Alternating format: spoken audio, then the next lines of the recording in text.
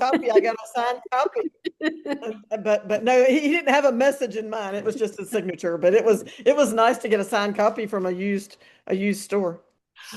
Somebody wrote me, somebody who's not here, maybe Kathy, wrote and said that she ordered a copy from Books, ABE Books, which I think, Birgit, is one that you had recommended. She said that she got it for $6 and it arrived in perfect condition. Um, so thumbs up for Abe or ABE Books. Is that where you guys ordered your used copies from? I think I got mine from Thrift Books, Okay. and it Yeah, also I got I my I think it was like $9. Oh, I Yeah. got that's because I got the $5.79 one from Thrift Books. was it Hardcover, signed? not signed, perfect condition though. Yeah, Wow. mine So, signed and in perfect condition. Mine was $4.67, and it was from World of Books, I think was the place that I found it. But anyway, it was signed and it's in perfect condition too. So. Well, good for you all. Nurit, go ahead. My question is, do you know if all of these sources ship to Canada? Do they, would I be able to get it? Try it and find out. they're Thrift online. books. I mean, they're $5? online. It's like, sorry? They're online, so you can Well, just but I go. have, oh, to check it online. Yeah, Yeah. okay. Yeah, yeah, because they're Thrift and Abe are both. I think they're entirely online bookstores. So I don't see why they wouldn't sell to Canada. You can Well, it ask. costs, the Yeah, you can shipping. ask. I don't know. I'll try. I'll look into it. I'm curious about the very first parts of the book where he kind of writes about himself growing up as a kid. Mhm. What struck you about the way that he wrote about himself? Um, My thought was he's like a total nerd, in the best possible way. Holly and then Bob. And oh, there you are, Holly. Yeah.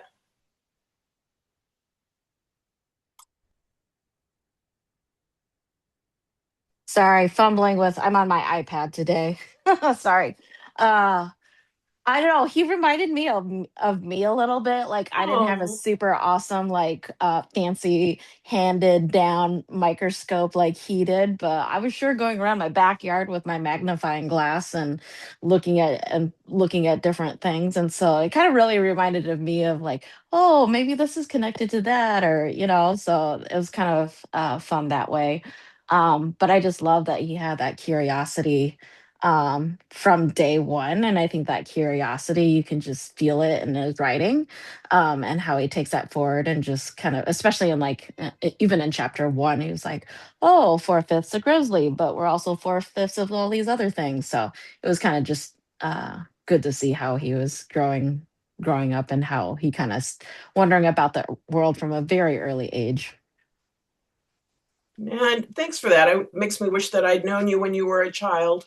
Um, I almost set the woods on fire.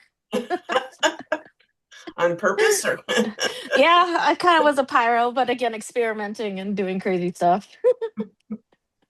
excellent. Bob and then Betsy. Yeah, Holly, I mean, fire, what does it need? Heat and ignition and something else, right? I mean, it's clearly a scientific experiment. Stacy, I just, after I read that, I had the overwhelming feeling that the world would be a far, far better place if every kid was issued a microscope as soon as they were however old he was when he got his. I mean, everybody should have a microscope. World would be much better. Thanks, Bob. Betsy, go ahead. Yeah, I'll just tag on to that. It made me nostalgic, and then it made me wonder, because I don't have kids of my own or grandkids, but what kids are losing out on today, because I don't think as many are out doing the things we did when we didn't have, computers, social media, blah, blah, blah. So Hmm. that, if that made me sad. Yeah. Yeah, thanks, Betsy. Elizabeth, go ahead. So what I thought Yeah, he was nerdy, but what I thought was really great is that he was encouraged to follow his passion. He wasn't told, you're a weirdo or whatever. And also the other thing, he didn't really care what other people thought. And that's a particular type of personality. Um, and an artist has to be like that. So he was like a scientific artist in many ways. Yeah, thanks, Elizabeth. And he's also an outdoors person, right? He's up in the mountaintops with mountain goats and hiking with Barry Gilbert in bear country. Love seeing Barry Gilbert come back up. I have one more comment about a photograph. I think that where is it? That I guess it's it's not the goat. It's that Arctic antelope that has the weirdest nose I've ever seen. The tubular nose. You know which one I'm talking about? I'm not sure if it's this guy. That is the strangest animal. Look at that nose. Yeah. Page 38. Thank you. It's the Eurasian Siaga antelope. And this nose, they think it's to filter dust and to warm frigid winter air, because they must migrate up at the Arctic, but it doesn't even look like an antelope to me. It almost looks like part elephant. Thanks, Elizabeth. Narit, and then Lori. I think yeah. Yep, you're good. Yeah. First, I just wanted to say something. I have to, well, I don't know how to put it, but I want to express my appreciation to this book club group. It's just such a wonderful, I have no words and I'm not going to start using words, but why do I feel it now? Reading the book, when I got to the sentence where he was telling about Barry Gilbert, I felt, oh my goodness, I feel I met this person. I know him. And this is just because, thanks to this, not only that we read the book, we met him.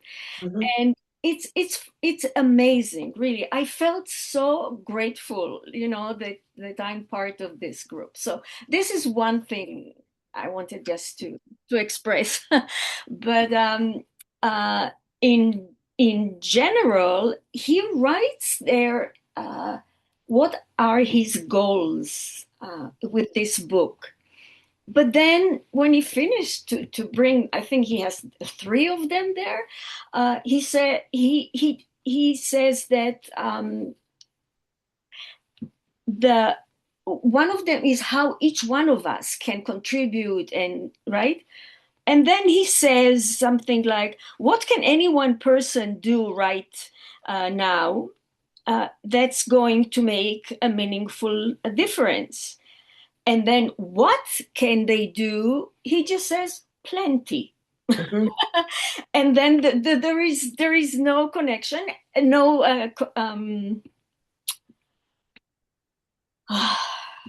I have to apologize for my ability to speak. It's not just in English, so I thank you for your patience.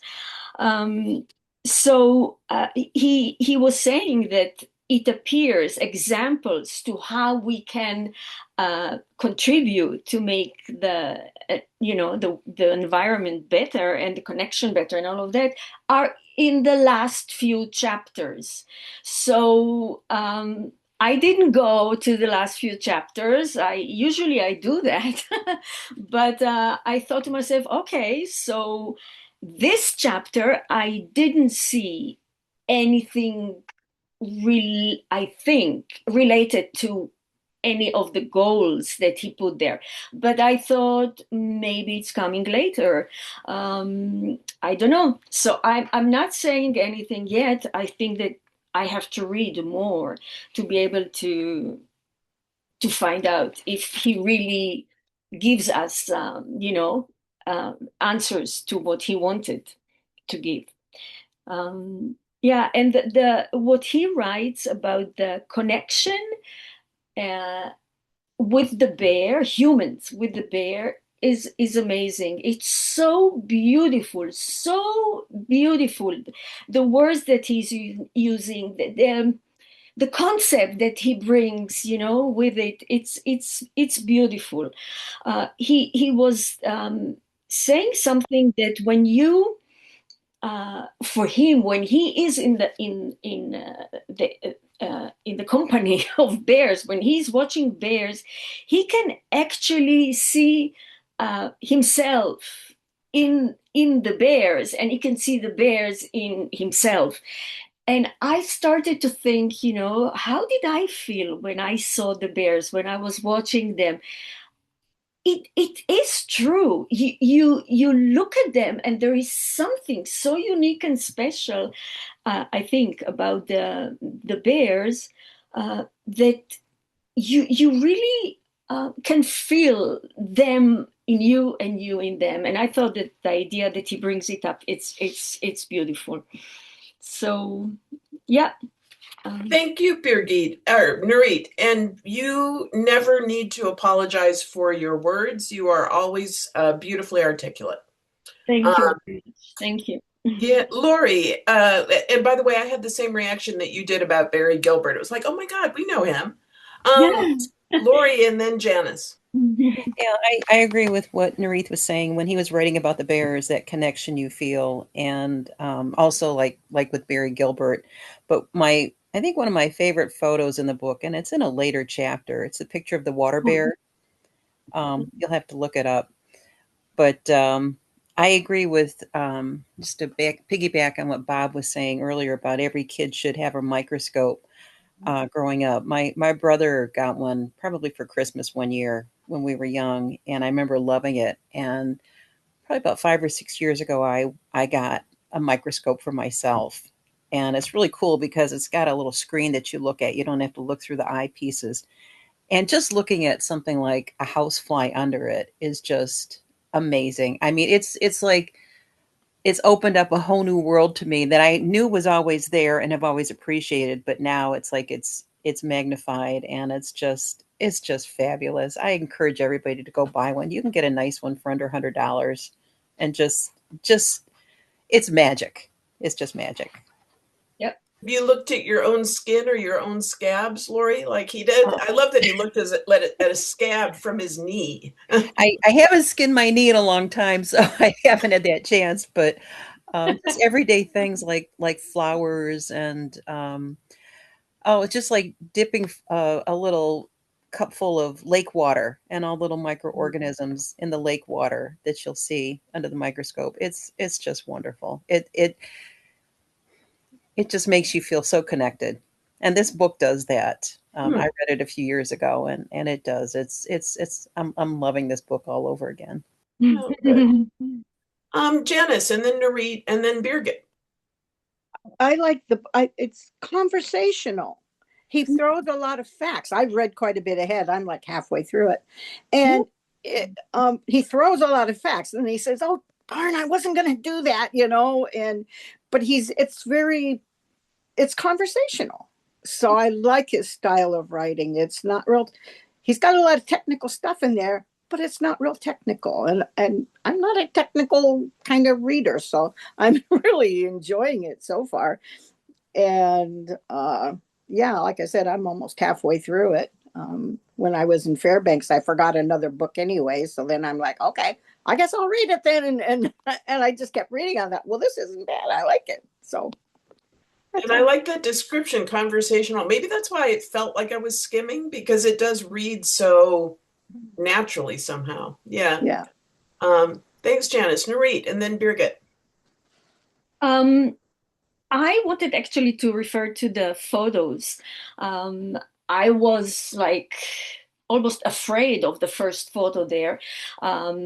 It's like very at the very beginning of the book. It's very gruesome.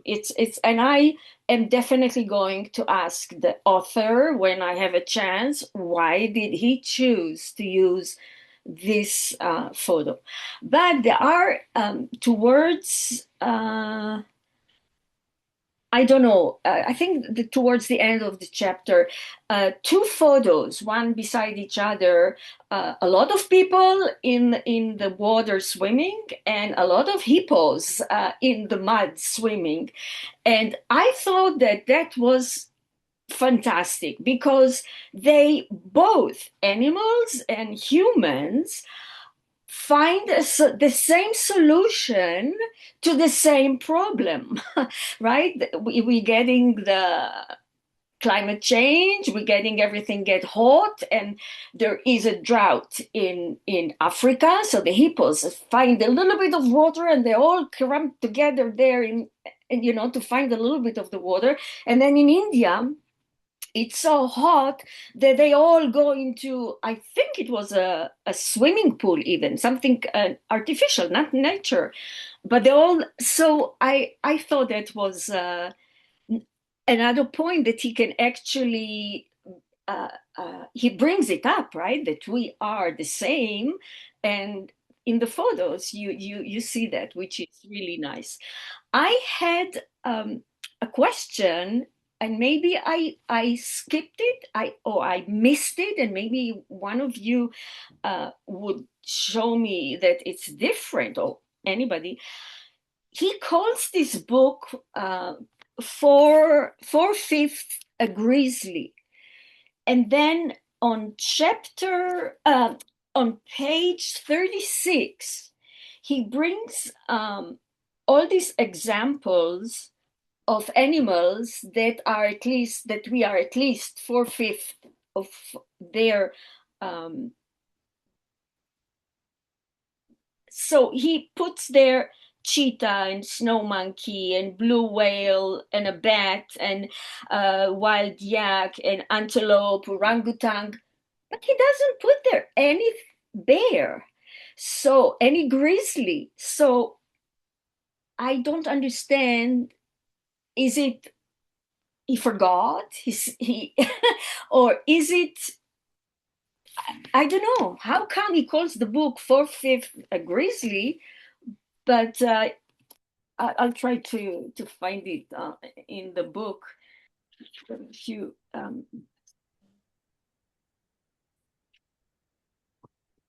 I feel like he dresses that maybe on a different page. Is that correct?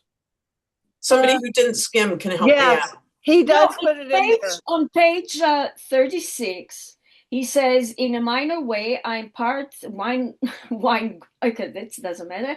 I am, he says, at least 4/5 of a genetic match with a cheetah, a snow monkey, a blue whale, a bat, and so all the other animals, but he doesn't include bear. So I was in a different part. It's in a different, he puts it there. It's in a different paragraph. And I don't know which one it is, but it's in a different I'm paragraph. looking for it. I saw it too. Yeah. 4/5 of a grizzly? Yes. He goes on about it could be this percentage, it could be that percentage. It's a different paragraph than the one you're reading. Does that help, Marie? It is in there. It is acknowledged.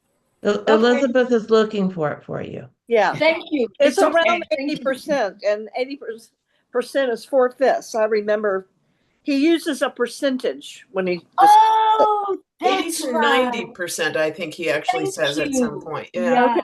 Well, whatever. Yeah. That's right. Thank you. Yeah, the 80%. Right. Okay. Very good. Go ahead. Thank you. I was gonna say that I really liked the way that he observes bears, and that he's very, very open-minded. And then he writes down at the bottom of page 29, he says, your awareness of another grizzly trait, the potential for the kind of aggression that could leave you in shreds, never completely goes away when you're observing these bears in their natural habitats. Yet the same concerns keeps you paying attention more intently than you would with most species. And that makes you better at catching subtle expressions, postures, and momentary hesitations, and better at reading between the bold lines of a bear's actions.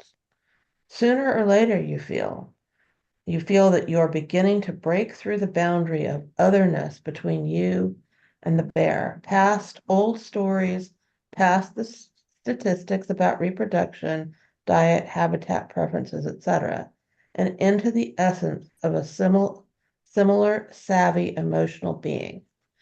And I would say that that is just exactly right. Whenever I'm watching bears Yep. and whenever they're approaching one another, I am looking for what they are doing and Yes. how they're going to approach. Is there going to be a fight? Are they going to sniff each other? What are they going to do? And just the fact that you're watching them so closely, never entirely knowing what they're going to do, I think really does give you some insights into, you know, who they are and what they are. Yeah, thank you, Birgit, and thank you for highlighting that paragraph. It stands out to me too because he switches there into the second person, right? He's been talking Yeah. about, he's been either in first person or third person talking about I or we, and suddenly he's talking about you know, your awareness and what you see. And I think that's really powerful, and effective. Yeah, Elizabeth, I didn't realize that, but you're right. The second person yeah, really is it's powerful. yeah, it's a shift, and I feel like it really works. Elizabeth, and then Holly. Okay. So Narit, on page 31, in the middle of the page, after he talks about relationships and genes we share, 84% with Yeah. blah, blah, blah. At the very bottom, it says, so it's fairly safe to assume that we and grizzly bears have somewhere between 80 and 90% of our genes in common. And 80% is 4/5, and 90% is 9/10, which is, I don't know. Perfect. Yeah. Thank you. I wasn't I didn't make the connection that 80 is 4/5, 80%. Okay. It is. I knew I'd seen it. Thank you. Thank you. Thank you, Elizabeth. Thank you. Holly, go ahead. Birgit, I think you're nailed it with that paragraph that you referenced about why we like bears. Like, out of all the bear books we've read, he nailed it in my opinion of why I really like bears. Like, I think we've been trying to nail for a long time why we're fascinated with bears. Even in our last book, we were talking about, well, they stand up on two legs sometimes and stuff like that. Like, yeah, no, this he perfectly summed it up. So I was super happy when I read that because it finally clicked. I'm like, yes, that is it. And I think I've been searching for how to sum it up in a correct way of like why I find them fascinating. But I love where he talks about just the hesitation because we look at that on the cams all the time as like they're hesitating and you think they're thinking about what are they actually going to do next and then and it's unpredictable sometimes what they do next. So anyway, just love that part. Thanks, Holly. Leanne, and then It's Kara. unpredictable until it becomes predictable. So after a while, after you've watched them enough and you know specific individuals and their relationships with other individuals, then you get better at predicting what they're going to do. Yes. And then it's not just random, then it makes sense. And it fits their personality too, because we know them so well. Exactly. Versus like if we just came up on a random bear, we would be like, I'm not sure what they're going to do. Maybe there's indications, but we wouldn't be sure. But in sometimes we're pretty sure what they're going to do. So yeah, good call. Yes, absolutely. Thank you. Leanne, and then Kara, and then Elizabeth. I find it very moving to like percentages of DNA we share, but when you talk about every loss of a species, we're losing part of ourselves. I find that very powerful. That kind of, we're losing all these species, and that because we share a lot of DNA, and that we're losing part of ourselves. I found that very, very powerful. That's the bit that struck me in the chapter. And we were talking about the hippos and the people in the water. I had a very different take for it. But recently I went to the Wildlife Photographer of the Year exhibition. There's this photograph. It's an aerial shot of an elephant, and when you look initially, you thought it was an elephant walking through a sea of people, and you were like, oh my God. And as you got closer, it was in Sri Lanka, it was an elephant in a rubbish tip, and it was just this sea of rubbish. And as soon as I saw those two photos side by side, I thought it just sort of twigged something for me. It was a very powerful photo. It'll always stay with me. I'll put the link to the photograph in the chat, but that's what I took away from the photos and the bit about we're losing part of ourselves every time we lose a species, and it's not kind of, I think we're so used to thinking of other, like these species are other, that we're all linked, and that we're losing part of ourselves every time we let a species go extinct and we don't fight. Yeah, that's my take. Yeah, no, thanks, Leanne. Really important message, and I like the way that you framed it around losing ourselves. I don't want to lose your excitement about your different computer, but we're getting a little bit of feedback on your audio. Just right. I haven't worked it all out yet. I don't know. Well, whatever you did right there was perfect. That was great. It's just where I was talking quieter because it's night here. I was talking quieter than you're able to. Don't mind your neighbors. Think about us. Yeah, they were up at 5:30 shouting outside the house, so it's cool. Thank you. And don't let that inhibit you from speaking further. Kara, and then Elizabeth, and then Narit. I know Narit brought this up earlier, but I just wanted to read that section that also made me figure out how I love bears. On page 35, it says, like every creature, Grizz are more than fellow earthlings. They are our greater selves.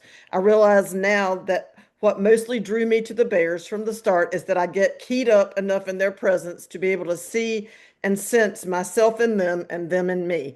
And I think that is a perfect description of how I feel every time I see a bear. It just hit me right, right in the heart. So that I just wanted to reemphasize that point. Yeah, thank you, Kara. Elizabeth, and then Narit. Yeah, I was going back to those same two places as well.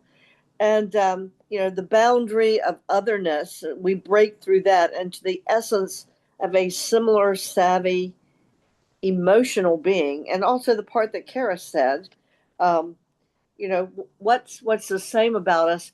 But I see that particularly on the cams when I'm watching a bear and the eyes, something about looking into the eyes of the bears, or for example, a scene, the one with Brett and 747 having dinner on the river, that kind of thing. It just, the connection becomes tangible. It's and totally fascinating because you're thinking, what is going on in their heads? And are we thinking similarly, or you just want to know what they're thinking, how they're perceiving the world, and what are they making of all of this? That's all.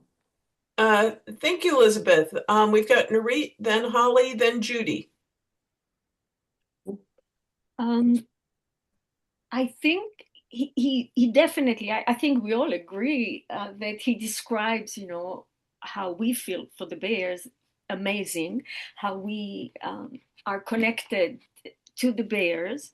I found also very interesting that he was saying that he was calm actually when he was close to the bears. And he said, I don't know how a grizzly bear's mind works, but I felt sure all along about one thing. This animal had ambled over to where we were for the same reason we went there in the first place, to try to find out more about another kind of creature. So it just shows, I'm curious to find who you are, the bear. So I'm watching you, but the bear comes to me. I don't have to be afraid or scared or anything because he's coming for the same reason, just to see who I am. He's not the aggressive, vicious, bear that is in many people's mind that that's what bears are. So I think that was nice. Uh, yeah. Thanks, Nuri. Holly, and then Judy. I just wanted to just shout out. I know we've read about Barry Gilbert, but on page 40, they're talking about using a calming tone. Gilbert told us, "Don't back away, or he could become a problem for anyone visiting here later. Stay close and let him know we can't intimidate us." And it just brought to mind is just like how much courage and um, healing Barry must have gone from going to that horrific attack, and he survived, and here he is with his very calm, and our author even calls it out, his calm demeanor, his outward calm around the situation. And I just like in my mind is like, wow, just to go from where he was to where he is standing right now next to a bear that's like 10 yards away, and is just like presence and calming other people. Anyway, it just reminded me of like how much mental work Barry had to do to get to that type of place again. And so anyway, just wanted to shout that out. Yeah, thank you. And there was something for me about Douglas Chadwick, who is like this bear hero, and the way that he shouted out Barry Gilbert. You know what I mean? It was like one bear hero like totally respecting this other bear hero. There was maybe that's why I had that response about, oh my God, we know him, it was just like, these are real people who care about bears, I don't know. There's just something super cool about that, I think. Judy, you're up next. So I would like to suggest that based on what everybody's feeling with this book and what he's been talking about, that you can pretty much just put to rest the negative attitude of people saying don't anthropomorphize, because that is what we're all doing. And I can't imagine reading this book and getting to any other point. You just if you're looking at bears in terms of yourself and how you relate to them mentally and their character, I mean, that's anthropomorphizing. And so I'm really glad to see that, because there's been such a pile of negativeness about anybody who dares to suggest that bears have any feeling or sense of not humanness, but of those type of characteristics. So Thanks, Judy. I'm gonna have to think about that one for a minute. Or am I saying it? I don't think I'm saying it in negative or no, opposite of what I'm trying to say. It's that we're, years ago, we just always kind of said, oh, that's just anthropomorphizing. You can't do that. You just have to be totally scientific and just look at it as a very observational thing. And I think that's just very opposite of what he's sharing. And obviously we're all agreeing with. Yeah, I hear what you're saying. Thank you. Hans, Elizabeth, Birgit, and then Bob. So I actually was going to say something about the title and subtitle, but in response to what Judy was just saying, I think that we might need to make a distinction between anthropomorphizing and what he is doing, which is not exactly anthropomorphizing, but because it's similar, because what he's doing is he's talking about what is it that makes us more alike than different? What is the interconnectedness? And he's talking about it going back on page 35. He hints at that. All life proceeds courtesy of at least a few of the same fundamental genes. So the fact that we share fundamental genes that have similar processes and go through similar things, and that we have similar desires that moves us forward into the world so we can get food, that we can reproduce and protect ourselves and protect those that share. The more genes you share, evidently, the more you're protective. And they just said something on NPR about a mother tree gives more help to the baby trees that are hers than to the other trees in a forest, though the mother tree helps all the trees in the forest. But anyway, so I think what he's doing is a little different than anthropomorphizing. And I think we feel similar. We don't have a name for that yet. That's what I think. And this is really great because we are all feeling what he's feeling, and he's not calling it anthropomorphizing. And as I'm thinking about it, I think it's different from anthropomorphizing. It's a way of acknowledging sameness to a species that is different from us, but we have so many things that are similar that we're recognizing the similitude. That's all. But And I really think, from my perspective, I didn't have the right word or terminology. And that's the only thing that I could yeah, I agree. come up We with in don't my have, mind at the time. But yes, I absolutely agree. yeah. Now, going back to what I really was going to talk about was a new perspective on nature that just might save us all.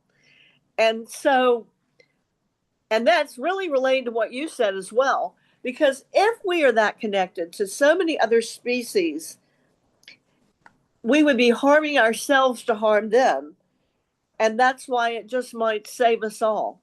Because given this perspective that he's proposing or putting out there as a proponent, if people can understand it and realize that it's not anthropomorphic, it's not otherizing, but the essence, whether they can see the essence on an emotional level, an intellectual level, a scientific level, or some other level, the objective level of just the genes we share, then maybe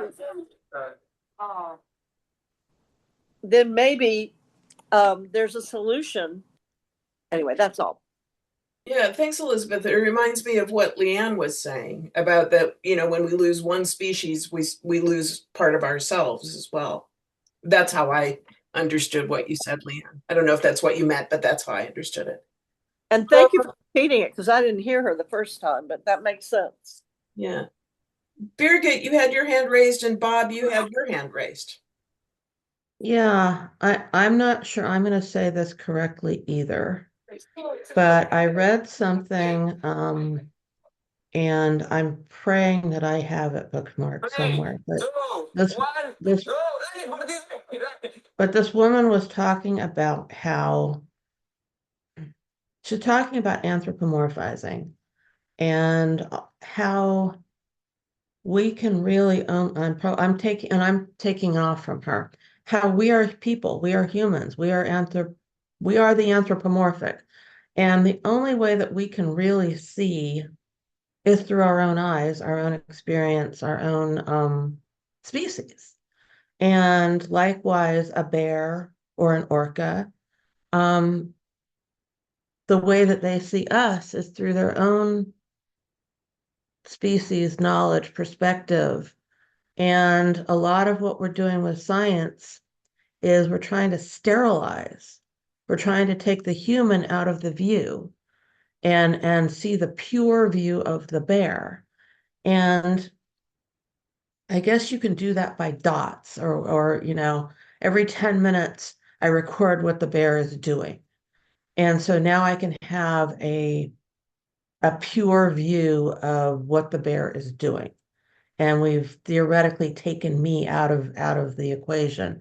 but there's still, okay, if the bear's eating a salmon, sure, I can just write it's eating a salmon. But if it's interacting with another bear, how do I get me out of there? Because once the interactions become really complex, there's interpretation on my part as to what's happening. And so I think she was challenging the very idea of this thing that we're talking about with anthropomorphizing, whether it can really be done, whether it should be done. Um, we have to take into account the way that other species see us. And I don't think any of them are sitting there going, ah, well, I can't see you as an orca. I have to see you as like, you know, by removing my orca-ness from this. So anyway, that was way more than anything, but I will look for this, what I read from this woman, because I thought it was really refreshing and very intelligent. Yeah, thanks, Birgit. And I would say, like, even if a bear is eating a salmon, is that like a simple thing? I remember when I first started watching the cams and Ranger Mike would say, oh man, look at that bear eating a salmon. Look at the joy on it. That's the wrong way to say it, but you can sense the pleasure in that first fish of the season.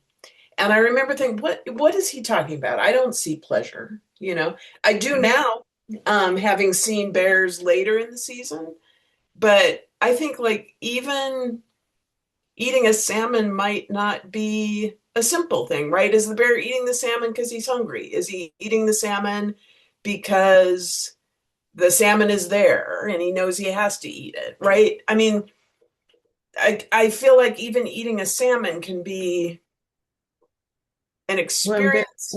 When bear number 20 came back last year and he was standing at the falls, and I've got a video of it. He was absolutely ravenous. He was just like beside himself. He was so ravenous. And that's not the same thing as picking up salmon from the island and finishing them, you know?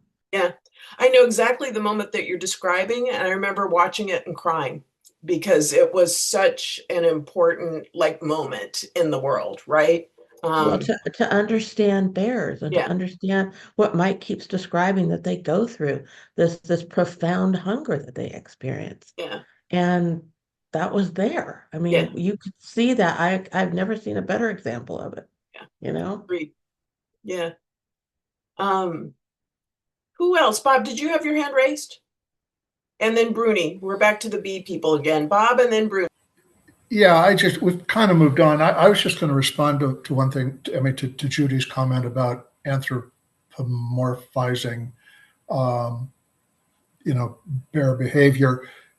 That, and like Elizabeth said, that isn't exactly the right word, because don't forget that Chadwick says, I don't pretend to understand how a bear thinks, or something along those lines. But that's not to say that it isn't like almost every other critter, maybe every other critter in the world, a sentient being with its own feelings, its own behaviors. To think, for us to think that, oh, we're the only ones with feeling that can feel joy or pleasure or pain, that's totally nonsense. But understanding that other animals have feelings, motivations, etc., I don't think that's the same thing as saying, oh, well, I can attribute that behavior to exactly what this is when my kid got his first car or something like that. Oh, that's a bad example. But there is, I don't know the word that would be like anthropomorphizing, but isn't, other than just everything is sentient. They all have their own set of motivations, behaviors, etc. Ed Yong actually makes that point too in his book, The Immense World, where he's talking about dogs, how they can smell. And he said it doesn't really it doesn't really make any difference that we know, oh, they can smell 20 times better than we can, because they are using that heightened sense of smell to experience their world in entirely a different way than we are. Anyway, enough. Didn't mean to go on that long. No, I think that's a good add-on, and I think that's the point that Chadwick is making too, right? That we do have these things profoundly in common. Bruni, you were next, and then Elizabeth, Marley, and Narit. Oh my God, I don't know where to start. Because more you speak, more you force me to exercise my mind. But we often use this kind of discussion about anthropomorphism in these sessions, but I will introduce something that I have always in mind because I love animals, big animals. I love nature. Apart any religious beliefs or whatever, I don't have a religious belief. But always for me, from a child, the greatest expression of God is nature for me, because it's so perfect that sometimes when we use the word anthropomorphism, I think that we must look inside ourselves and try to become more mammals, because they have as Poe Van Birgit said, they have such a perfect sense of equilibrium. They do not kill nothing that they will not eat. They don't kill an orca, for example. The orcas are a purely matriarchal hierarchy, and they teach the rest of the pod where to hunt, how to hunt, to select the prey. At least as I always talk to you about the Peninsula Valdez, because it's one of the only places in the world where orcas stranded in the beach to catch up a baby seal. And they took one baby seal. No, 5. We know that the humans have certain entertainment in hunting just for pleasure. And this is something that in some point we forgot the reason why we are in this planet. I know you can think I'm crazy, but sometimes this kind of reading about the experiences or hearing you about the perspective about how you understand a bear, orca, an elephant. The elephants also are matriarchal, have a matriarchal hierarchy. And I always think where or someone itself, how they know where to go, when to go to the upstream. This is something that for me is bigger than our mind, our knowledge, our scientific, academic knowledge. And for most of us that are passionate about nature, that lack of restriction about the academia, plus the feelings of the heart and the connection that we have with certain species, a bear, one specific bear, why I love Racer and other love 747, because we resonate with the way that animal express the behavior, because in many cases we sometimes, in my case, I never travel to Katmai, so why Racer inspires me in 2015. This is something that I think it's good to reflect, because no one in a book, except one kid, like in this case the author, one kid experienced that passion and that uh, enthusiasm for nature and keep that kind of enthusiasm. And it's always surprising about nature, but this is something that forces to come back to watch nature with, for me, eyes more near a mammal, not a rational human. I don't know if I can share, if you follow me, but it's a crazy way of thinking. But thanks for letting me share with you. How many people think that Bruni's way of thinking is crazy? I don't think that's crazy at all. I think that's beautifully said, what you said. It's bigger and I agree with you that there is God in that. Yeah. Thanks, Bruni. Elizabeth and then Marley. So I guess, first of all, I didn't totally hear or understand everything Bruni said, but I would like to. So I got the greatest expression of God is in nature. Yes.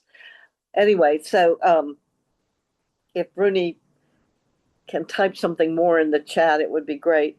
Well, you'll get a free video with no request necessary. Oh, okay. As soon as this is over with. So what I was going to say is when Birgit was talking about number 20 eating a salmon, and I didn't see that. I'll have to go back and figure out where it is and watch them. And what is it that the bears are feeling when they eat their first salmon? Is it joy? Is it they're just so starved or whatever it is?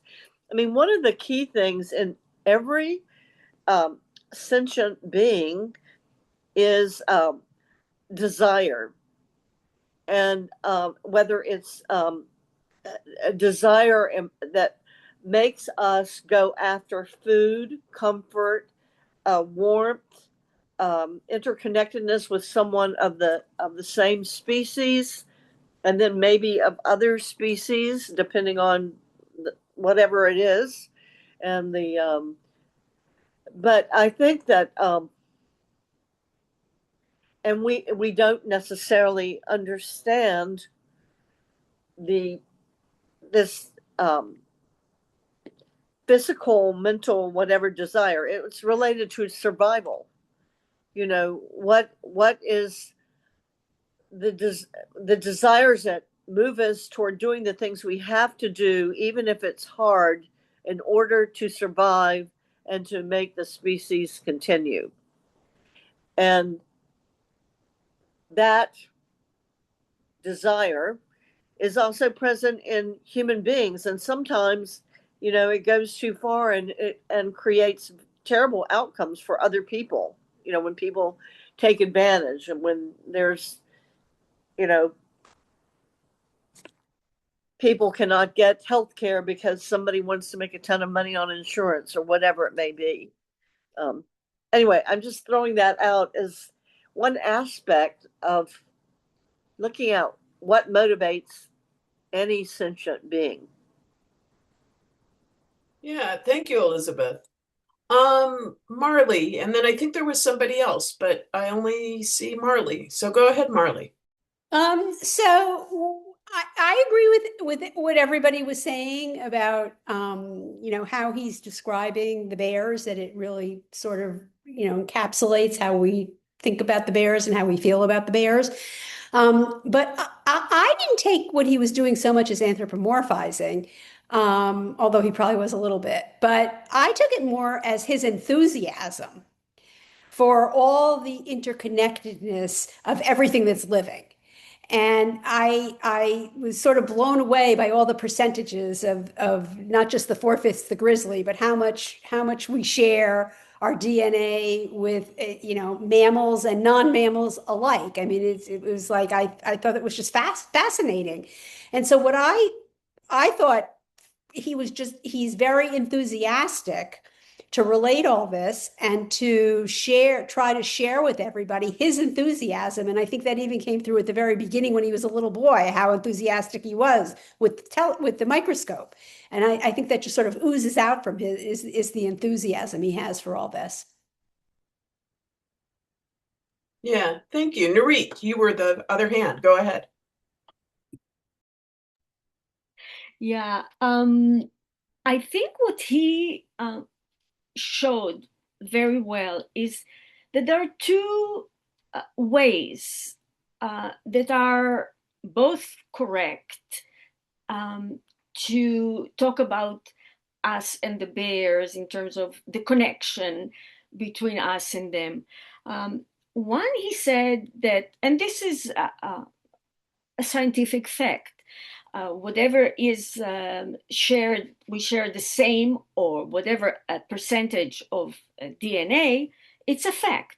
So this makes us connected because we have 80% of the DNA that the bear has. But he also points a connection not with this scientific fact, but through what he sees as similarities between us and the bears in terms of behavior, in terms of, he was saying about food, that the bear eats such a variety of food, and there isn't there one example of food that humans don't eat. So, and other, things that he gave as examples to being similar. They stand on two legs. This is similar, not necessarily related to the fact that the DNA is the same. So I think one is to talk about the scientific facts, and one other thing is to talk about something that is more, as Marley said, enthusiasm, more as emotional connection, or something that maybe someone would say, oh, that's nonsense, it's not scientific, but how else can we, he describes there that they are as playful as we are. I mean, we saw so many examples of these bears, even on their own, in the water, they're playing with some. How else would you call it if not playing? This is what we people, humans, do, right? We play. So does that mean that we anthropomorphizing the bear? The fact that we say he's playing? I don't see it like that. It's the fact that we are similar. We do the same thing, and we have a certain way to describe things, vocabulary that humans have, these words that we don't know any other way how to describe it. So I think it's nice that he makes this, brings these two views as to the connection. One is similar and one is really connected by gene, right? Like something that is real. Yeah, thanks, Narit. Good point. Judy, were you raising your hand? Okay. It's 5:19, so we need to wrap up pretty soon. I'm curious, some people have already said questions that they hope to ask the author. Anybody else want to talk about what they would ask the author if they had a chance? Don't have to, but if anybody wants to share. Bob, go ahead. I guess for this particular chapter, I would ask him why or how his dad chose him to give the microscope to, as opposed to his brothers. And a corollary would be, well, what are his brothers doing now? But that would be interesting to hear. Excellent question. Other thoughts? Bernie, do you have a cat? Do you have a cat? Yes, Alaska is my cat. Ah, lovely. Alaska is coming from the roof. Say hi. Alaska is always welcome in Fat Bear Book Club. Oh, We want to see the kitty though. Thank you. Other thoughts? We meet again in 2 weeks on June 6th. Shall we read chapter 2 as planned? yeah. Bob, go ahead. My suggestion, I too am reading ahead like Janice. We might want to, I mean, first of all, since this book is so short, I mean, if you listen to the audiobook, you'll finish the whole thing in 5.5 hours. But chapter 2 is particularly short, but it's also for me, just a real downer. I mean, a just very difficult to get through. So maybe we choose another chapter or two to go along with it. My suggestion only. I could do a poll. I could send out a quick poll to see if we want to read only chapter 2 or chapter 2 and chapter 3. Birgit, go ahead. I agree with Bob. I think that, yeah, it was a downer, and who wants to end on a downer? But also, I think the chapters are pretty short. So, I don't want to overload anybody, so I think I will do a poll. Thank you both for the heads up that it's a downer. I appreciate that going into it. Janice is also nodding. So how about having 2, 3, and 4? Well, I will. Let's not go crazy. I will Four is include. great, by the way, and you just at least the second half, you just zoom through it. I'm sensing some support for 2 and 3. I will send out a poll with 3 options: 2 alone, 2 and 3, 2, 3, and 4.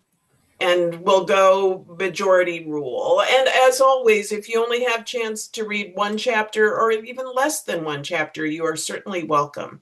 But if chapter 2 is a downer, you may want to dip into chapter 3 as well.